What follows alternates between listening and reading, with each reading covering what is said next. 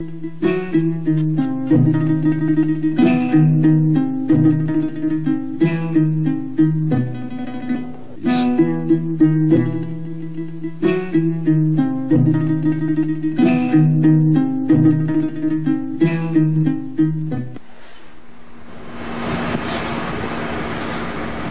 দর্শক, আজ আমরা আপনাদেরকে ভারতের রাজধানী দিল্লি থেকে প্রায় ৩০০ কিলোমিটার দূরে বেরেলি শরীফে নিয়ে যাচ্ছি।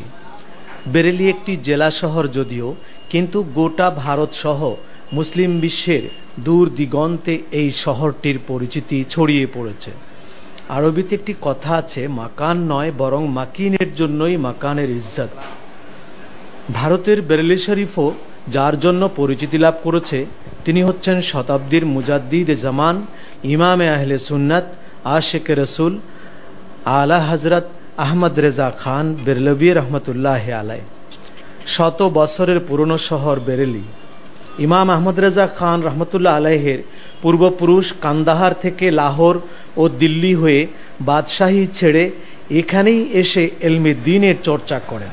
এই বেরেলির সওদাগরা এলাকায় কান্দাহারের রাজপুত্র শাহজাদা সাইদুল্লাহ খানের খানদানের যুগশ্রেষ্ঠ আলেম মাওলানা হাকিম শাহ নকি আলী খানের ঘরে 1856 সনের 14 জুন জন্ম হয়েছিল ক্ষণজন্মা এই মহাপুরুষ ইমামে আহলে সুন্নাত মুজাদ্দিদে মিল্লাত ফকিহে আজম আল্লামা শাহ আহমদ রেজা খান বেরলভী রহমতুল্লাহ আলাইহের। বাদশাহী বৈশিষ্ট্য এখনও তার খানদানে অবশিষ্ট আছে বলে আমাদের কাছে উপলব্ধি হলো।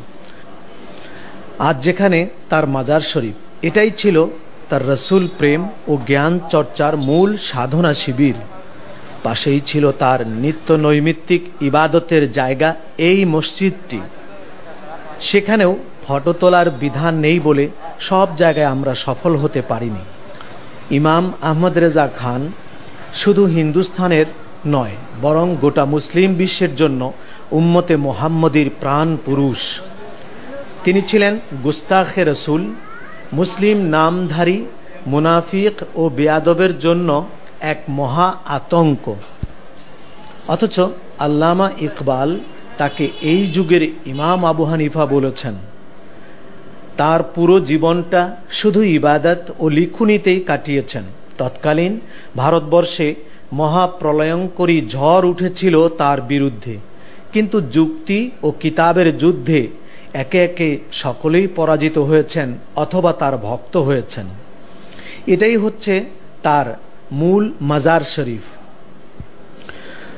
মূল মাজার শরীফে কোনো ক্রমেই আমরা ক্যামেরা নিয়ে ঢুকতে পারিনি বলে বাধ্য হয়েছিলাম বিকল্প পথে চিত্র সংগ্রহ করতে।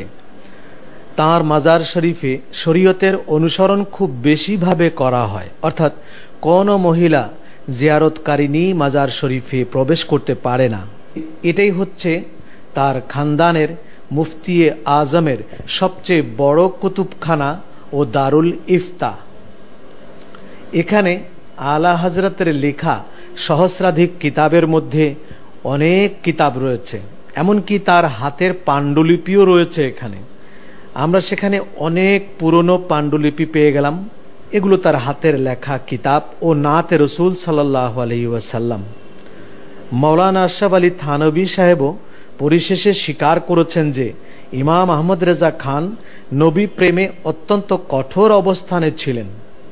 এছাড়া তার সাথে আমার আর কোনো বিরোধ ছিল না। বিশ্বের বিভিন্ন জায়গা থেকে রসুল প্রেমিকগণ আসবেন। ব্যয়বহুল মেহমানখানা তৈরি করা হয়েছে, যার নাম দেয়া হয়েছে আজহারিয়া মেহমানখানা।